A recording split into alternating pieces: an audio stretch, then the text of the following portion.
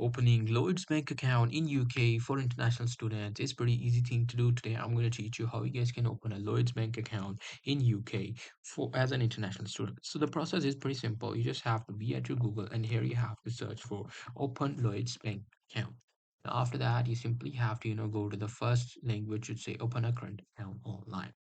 After going to that, as you guys can see, these are all the details. Here you have to scroll down and start looking for the account you want to buy or you want to open. So as you guys can see, these are the club royal accounts, and these are the classic, silver, and platinums account.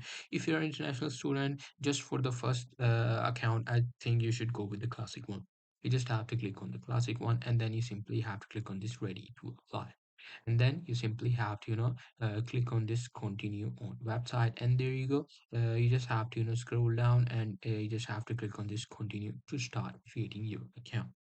After clicking on this continue, what it will do is it will want you to you can either use the app to download it as well, or you can do it online as well. Now here you have to start filling the information. So as you guys can see, do you already have an account? No, you just have to start filling the information, and at the very end you will have your Lloyds bank application submitted. And if your account is approved, you will get a mail, your phone, or you will get a confirmation email and a letter as well.